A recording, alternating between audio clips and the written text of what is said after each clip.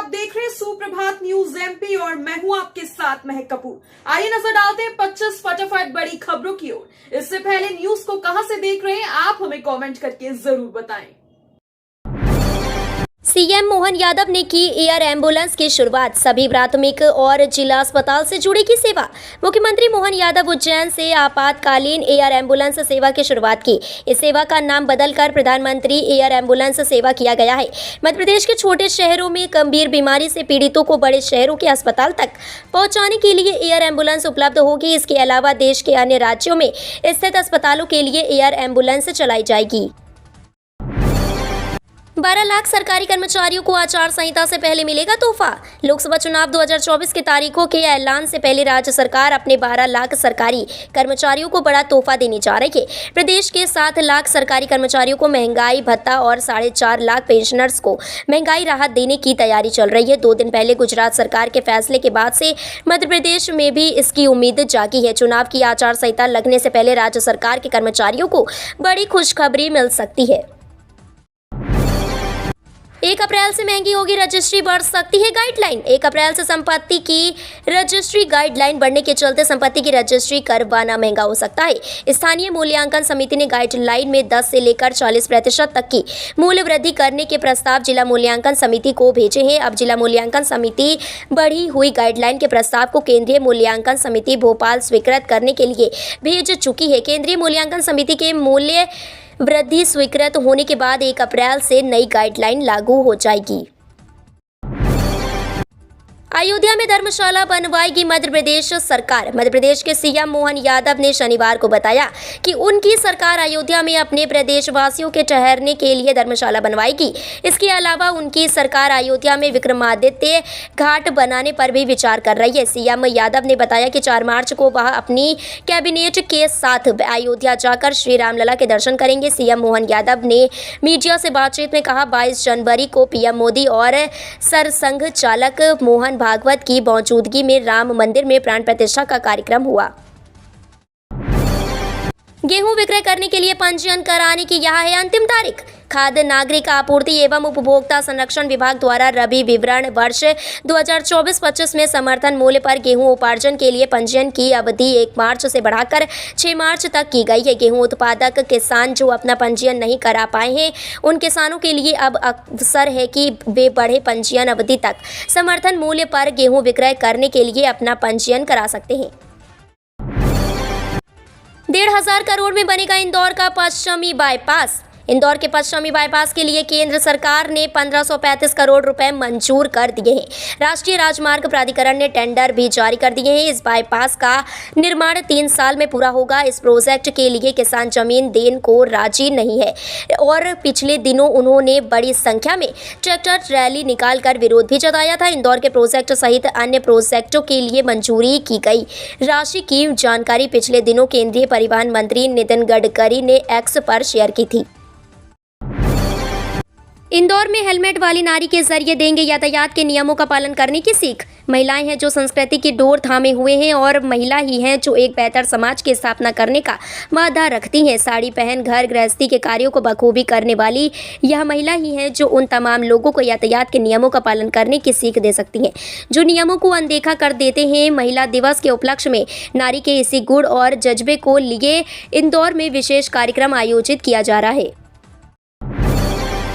मध्य प्रदेश में 9वीं और 11वीं के विद्यार्थी 15 अप्रैल तक करा सकेंगे त्रुटि सुधार। परीक्षाओं का दौर चल रहा है। इस बीच मध्य प्रदेश माध्यमिक शिक्षा मंडल ने 2023-2024 में प्रवेश लेने वाले अर्थात कक्षा 9वीं 11वीं में अध्ययनरत छात्र छात्राओं को विभिन्न तरह की जानकारी में संशोधन करवाने की सुविधा दी है। साथ ही संशोधन के लिए फीस भी तय कर दी है। खंडवा जिला शिक्षा विभाग के अनुसार दोनों कक्षाओं के विद्यार्थी 15 अप्रैल तक संशोधन करवा सकते हैं। इसके तहत कक्षा 9वीं के विद्यार्थी नाम जन्म तारीख में और 11वीं के विद्यार्थी विषय संकाय माध्यम में संशोधन करवा सकेंगे। विधानसभा चुनावों से लिया सबक, जल्द आएगी कांग्रेस की सूची। मध्य प्रदेश विधानसभा चुनावों में कांग्रेस ने उम्मीदवारों की सूची जारी करने में देर की थी और उसका खामियाजा भी उसे भुगतना पड़ा था। पार्टी के कई नेता इस वजह से लोकसभा चुनावों के लिए जल्दी टिकट घोषित करने की मांग करते दिख रहे हैं। पार्टी ने 11 सीटों पर नाम तय कर लिए हैं। इनकी सूची आचार संहिता लगने से पहले सामने आ सकती है। सूत्रों की माने तो छिंदवाड़ा से नकुलनाथ और सीधी से कमलेश्वर पटेल का चुनाव लड़ना फिलहाल तय माना जा रहा है। तीर्थनगरी ओंकारेश्वर में धूमधाम से मनेगी महाशिवरात्रि। तीर्थनगरी ओंकारेश्वर में 8 मार्च को महाशिवरात्रि परंपरागत उत्साह के साथ मनेगी। इस उपलक्ष्य में विभिन्न धार्मिक आयोजन होंगे। द्वादशी और त्रयोदशी को महाशिवरात्रि का मुख्य दिन रहेगा। महाशिवरात्रि पर मंदिर के पट दर्शनार्थियों के लिए 24 घंटे खुले रहेंगे। श्री जी मंदिर ट्रस्ट के व्यवस्थापक आशीष दीक्षित ने बताया कि शिवरात्रि पर ज्योतिर्लिंग मंदिर के पट प्रातः 4 बजे से रात्रि 3 बजे तक खुले रहेंगे। इसके बाद दूसरे दिन सुबह 4 बजे से फिर खुल जाएंगे। होली पर रेलवे देगा कंफर्म टिकट, इन ट्रेनों में बुकिंग शुरू। होली पर यदि आप घर जाने की प्लानिंग कर रहे हैं तो अभी से अपनी ट्रेन का स्टेटस चेक करना शुरू कर दें। यदि वेटिंग टिकट मिल रहा है तो उसे लेकर सुरक्षित रख लें, क्योंकि होली के आसपास लंबी दूरी की रेलगाड़ियां में नो रोम एवं रिग्रेट के हालात अभी से बनने लगे हैं। कंफर्म बर्थ दिलवाने के लिए रेलवे ने इस बार भोपाल एवं रानी कमलापति रेलवे स्टेशन से 20 स्पेशल ट्रेनों की घोषणा की है। इसके बावजूद प्रतिदिन ओवर वेटिंग की नौबत बन रही है। बात करें सड़क परिवहन की तो नेशनल परमिट पर चलने वाली टूरिस्ट बसों में फ्लेक्सी फेयर सिस्टम लागू रहेगा। पहली बार भोपाल में ड्रोन उड़ाएंगी 102 दीदियां, महिला दिवस पर होगा आयोजन।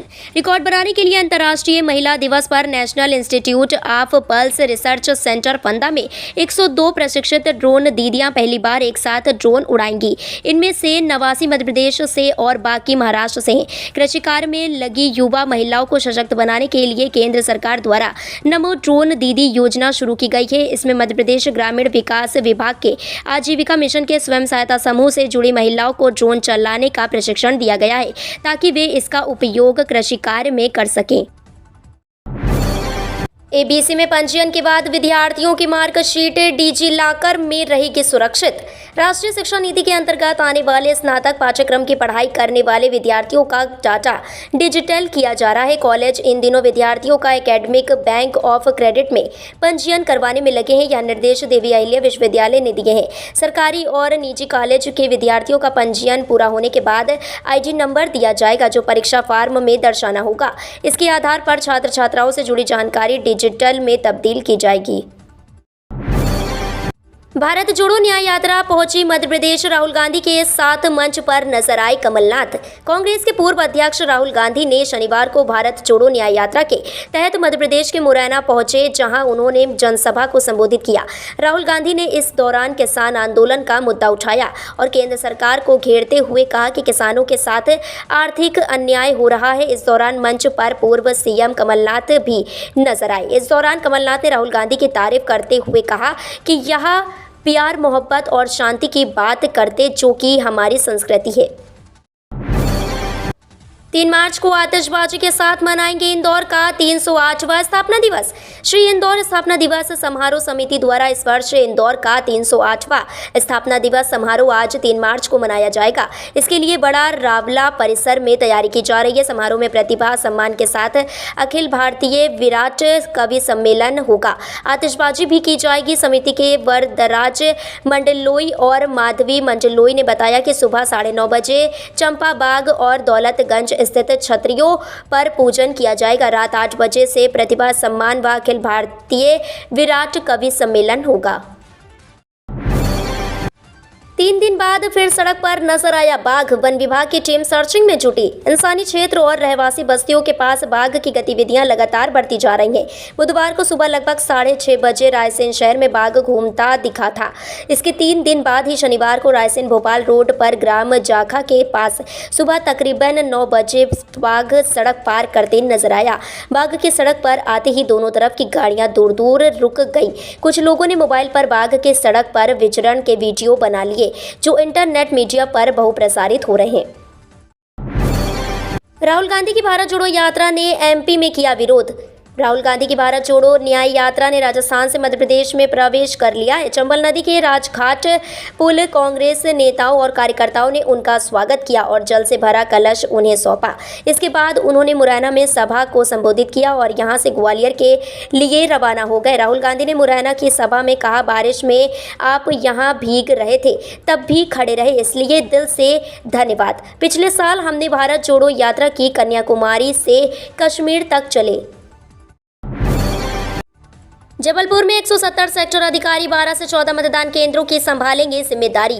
लोकसभा चुनाव 2024 की तैयारियों में प्रशासन जुट गया है। शुक्रवार को सेक्टर अधिकारियों का पहला प्रशिक्षण वेटरनरी कॉलेज के सभाकक्ष में हुआ। जिला निर्वाचन अधिकारी एवं कलेक्टर दीपक सक्सेना ने प्रशिक्षण के दौरान सेक्टर अधिकारियों को अपने दायित्वों का निर्वाह में सतर्कता बरतने की सलाह दी है। उन्होंने अपने संबोधित करते हुए सेक्टर अधिकारियों को निर्वाचन की सबसे महत्वपूर्ण कड़ी बताते हुए कहा कि निष्पक्ष, स्वतंत्र और पारदर्शी निर्वाचन के लिए यह जरूरी है कि लोकसभा चुनाव 2024 में सेक्टर।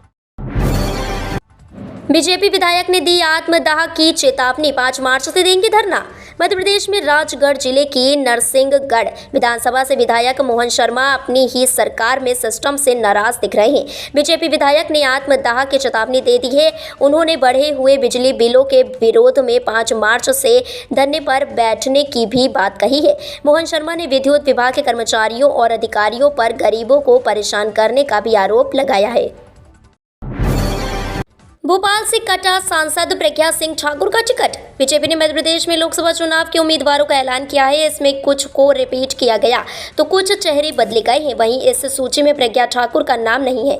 बीजेपी ने उनका टिकट काट दिया है। भोपाल से आलोक शर्मा को टिकट दिया गया है। प्रज्ञा ठाकुर भोपाल से सांसद हैं। प्रज्ञा ठाकुर संसदीय कार्यकाल के दौरान अपने बयानों के कारण विवादों में रही हैं। बताया जा रहा है कि प्रज्ञा की बयानबाजी के कारण केंद्रीय नेतृत्व उनसे नाखुश है। एमपी की लिस्ट में बीजेपी ने 9 सीटों पर बदले उम्मीदवार। विधानसभा चुनाव की भांति लोकसभा चुनाव के लिए भी बीजेपी ने कांग्रेस से एक कदम आगे चलते हुए अपनी उम्मीदवारों के नामों का ऐलान कर दिया है। बीजेपी ने प्रदेश की 29 लोकसभा सीटों में से 24 सीटों पर अपने उम्मीदवार घोषित कर दिए हैं। खास बात यह है कि पूर्व सीएम शिवराज सिंह चौहान को बीजेपी ने विदिशा सीट से उम्मीदवार बनाया है। भारतीय जनता पार्टी के मुख्यालय में कई वरिष्ठ नेताओं ने प्रेस कॉन्फ्रेंस कर लोकसभा चुनाव 2024 के लिए बीजेपी उम्मीदवारों की पहली सूची जारी की है। जंगल में बने धार्मिक स्थलों पर बगैर रोक-टोक आवाजाही कर सकेंगे वनवासी। जंगलों में स्थित धार्मिक स्थलों पर वनवासी अब बिना रोक-टोक की आवाजाही कर सकेंगे। राजभवन में स्थित जनजातीय प्रकोष्ठ ने इस संबंध में वन विभाग को निर्देश दिए हैं। दरअसल राज्यपाल मंगूभाई पटेल वनाधिकारी के तहत वनवासियों को जंगलों के अंदर बने उनके धार्मिक स्थलों तक आने जाने के लिए सामुदायिक अधिकार दिलवाना चाहते हैं। वन विभाग ने काफी समय पहले से टाइगर रिजर्व में आने वाले धार्मिक स्थलों का सर्वे कर उन्हें चिन्हित किया हुआ है। उज्जैन के क्षेत्रीय उद्योग सम्मेलन में 10,000 करोड़ का निवेश। महाकाल के नगरी उज्जैन में हुए 2 दिवसीय क्षेत्रीय उद्योग सम्मेलन में 10,000 करोड़ रुपए का निवेश आया। सम्मेलन में USA, UK, Canada, Fiji, Germany, Japan, Singapore, Israel, दक्षिण कोरिया, जाम्बिया, मलेशिया सहित 12 देशों के उद्यमियों संग 3700 उत्पाद क्रेता विक्रेता जुटे। इसमें 63 औद्योगिक इकाइयों का वर्चुअल शुभारंभ हुआ। आयोजन में 17,000 करोड़ के निवेश की संभावना भी परिलक्षित हुई।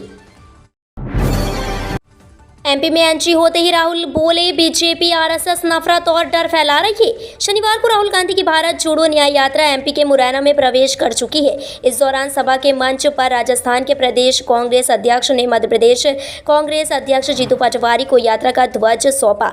मंच पर प्रदेश कांग्रेस प्रभारी भंवर जितेंद्र सिंह, पूर्व सीएम कमलनाथ, पूर्व सीएम दिग्विजय सिंह, नेता प्रतिपक्ष उमंग सिंघार समेत कांग्रेस के कई नेता मौजूद रहे। मंच से भाषण देते हुए कहा है कि देश में 2 विचारधारा की लड़ाई है, नफरत और मोहब्बत के बीच में जो लड़ाई हो रही है। 7 मार्च से शुरू हुआ एडल्ट बीसीजी वैक्सीनेशन अभियान। डॉक्टर गौरव जैन ने बताया कि यह वैक्सीन पूरी तरह सुरक्षित है और इसके लिए 18 साल से अधिक उम्र के लोगों को चिन्हित किया गया है, जिसमें वह लोग प्रमुख रूप से शामिल हैं जो टीबी के मरीज हैं या फिर टीबी मरीज के संपर्क में रहे हैं। इसके अलावा शुगर के मरीज भी इसमें शामिल रहेंगे। 60 साल तक की उम्र के लोगों को भी यह वैक्सीन लगाया जाएगा। उन्होंने बताया कि 18 साल से कम उम्र के लोगों को और HIV पॉजिटिव लोगों को यह वैक्सीन नहीं लगाई जाएगी।